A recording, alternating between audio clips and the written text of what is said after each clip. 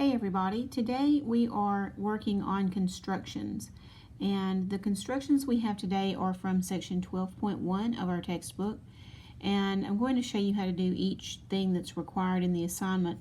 But the first one we're asked to do is to copy each of the angles on this piece of paper using the given ray. So we have an angle given here, and we want to copy that angle over here using only a straight edge and a compass. So no fair measuring the angle with a protractor and then drawing that same angle over here. We're trying to do constructions which only ever involve a straight edge and a compass.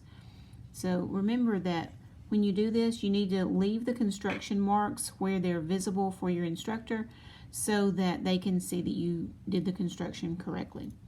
Alright, to copy an angle, what we're going to do is mark off a distance here and copy that distance over here. So with your compass opened to just any random width, you're going to put the point on the vertex of the original angle.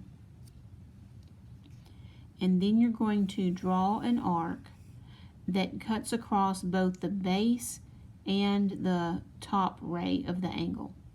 All right, now without changing the opening, come over here to our ray, put the point on the vertex, and draw that same arc.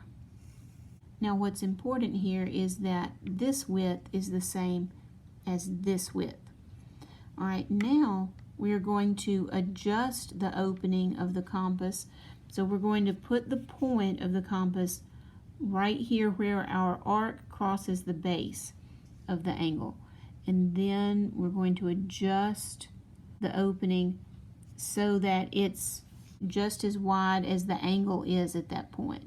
So I could make a mark there. I don't really need that mark, but I just want you to see that where this arc crosses the first one that we drew is right on the angle.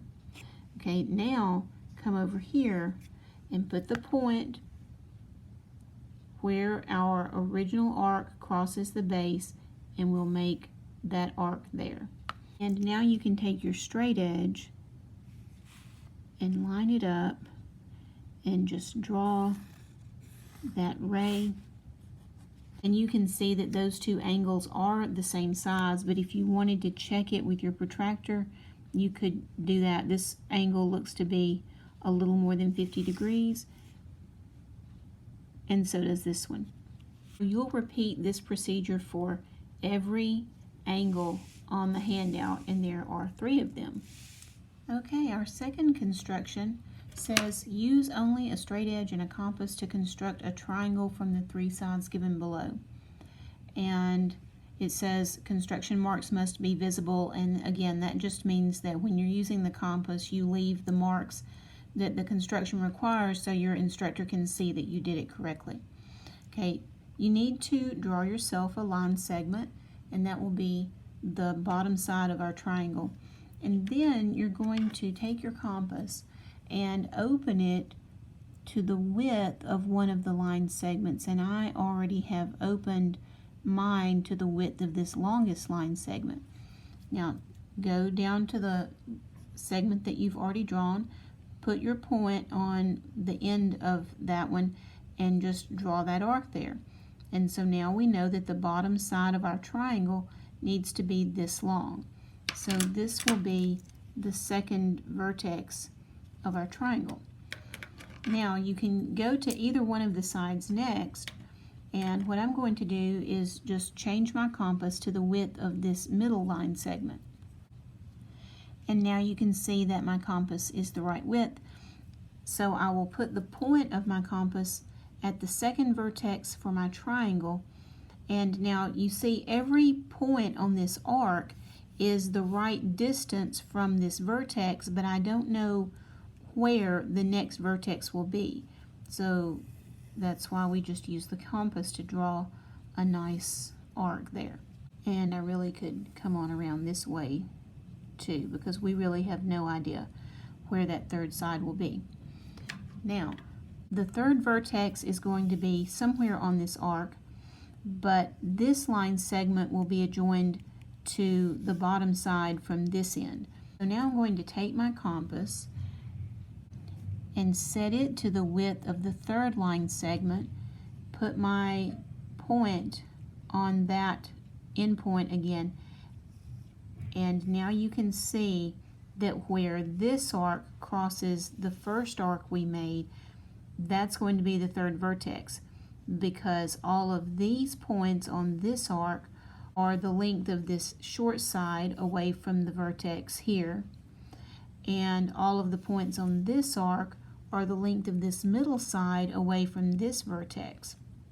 So now I'm able to draw in the two remaining sides of my triangle. If we took a ruler and measured them, then this side would be the same length as this short segment here. This side would be the same length as this middle segment, and of course you know that this side would be the same length as the long segment.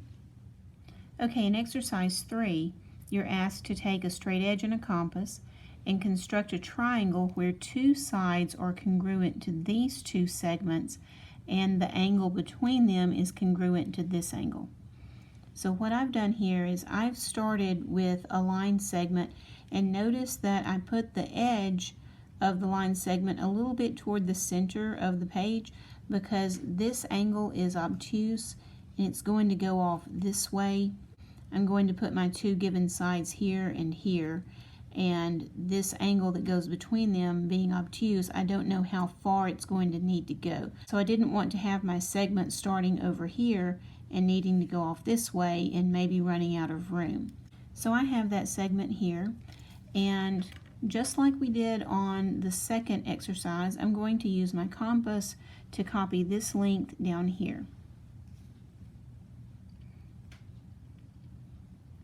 So I'll set my compass to the width of that segment, and I'll just copy that right there. Now, since I'm going to put my second side here attached to this vertex, I'll need this angle to be copied here. So just like we did in the first exercise, I'll set my compass to just any width really, and I'll draw this arc. I need it to cover both rays of the angle, and now I'll copy that there. Come on around because we don't know how wide that angle needs to be yet. Then come back to this angle, set our compass to this width, then come back to this angle, set our compass to this width so it goes from where the arc crosses the base ray to where the arc crosses the other ray. And now if I put the point here, then where the arcs cross, that's going to be where my second side needs to go. So I'll draw that second side, but I don't yet know how long it should be. So now what I need to do is take my compass again and set it to the width of the shorter side. There we go. And now I can copy that length here. So from here to here is the length of the longer side. From here to here is the length of the shorter side. And this angle is congruent to that angle. And so the third side just falls where it falls. So there's our third side. Now, I didn't have to use the long side as the bottom and the shorter side here. I could have done it the other way around. All that's important is that you have two sides that are these lengths and that the angle between them is congruent to this angle. Okay, in number 4, we're asked to construct a perpendicular bisector for each of the two segments, and you'll have two here. I'm just going to do one with you. So what you need to do is set your compass to just any width really, as long as that width is more than half of the width of the segment. And then you're going to draw an arc above and an arc below. I hope you can see those. And then you're going to put your point on the other end, and without changing the width of the compass, draw the 2 arcs from that side. Now, see what's happened here is that all the points on this arc are the same distance from this point. And because we didn't change the compass width, all the points on this arc are the same distance from here as these points were from here. So this one point where they cross is the same distance from each endpoint, and that means that point is on the perpendicular bisector. And we did the same thing down here. These points are all the same distance from here as these points are from here. Therefore, this one point where they cross is on the perpendicular bisector. So if we draw the line segment now that contains both of those points, that line is the perpendicular bisector of our original segment. And we could verify that by taking our protractor, and you can see that if this line segment continued, it would go right through the 90-degree mark. And we can also use our compass to measure that the distance from this endpoint to where the bisector crosses it is the same distance as it is from the middle to the other end. So this really is the perpendicular bisector. And then you'll just repeat that exercise on this second line segment. Okay, for our 5th construction, we are asked to construct a circumscribed circle around each of these triangles. And I'm just going to do one of them with you. So it says construct the circumscribed circle by constructing perpendicular bisectors of the 2 sides. Because what happens is the perpendicular bisectors of all 3 sides are going to meet at the same point. And so we really only need 2 of them to find that point. You can draw the 3rd one just to confirm that you're in the right spot. But all 3 of them are going to meet in the right spot. You just need to draw 2 of them. That will locate the center of your circle, and then you can use your compass to draw the circle. So we just saw in exercise 4 how to find the perpendicular bisector. So I'm going to go ahead and do that now for 2 of the sides. And I think I'll go ahead and do the 3rd one just to confirm. So remember that you want your compass on the outer edge of the corner here. And you want to make sure that it's open to more than half the length of that side. And you're just going to have an arc below and an arc above. And then you're going to put your point on the other vertex for that segment, the other end of that segment, and you're going to draw above and below. Now remember, since both of these points are equidistant from the endpoints, these are both on the perpendicular bisector, and therefore if we draw the line segment that goes through both of those points, that will be the perpendicular bisector for this side. And let's do the same thing for this short side. So I need 1 arc above, and then I go to the other point, and I need 1 arc above and 1 below. Okay, so now I know where the perpendicular bisector is for that side. So this point right here where the perpendicular bisectors cross is going to need to be the center of my circle. But just for confirmation, just to show you, I'm going to go ahead and do the perpendicular bisector of this 3rd side. So 1 arc above and 1 below, and then 1 arc above. Okay, so you can see that all 3 perpendicular bisectors crossed at the same point, which is right here.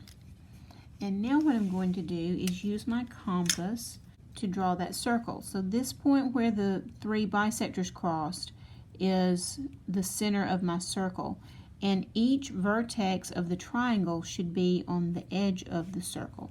So you'll just set your compass to that width, and you can check it and see that every point, every vertex of the triangle is going to touch the edge of the circle. So now I'll just draw.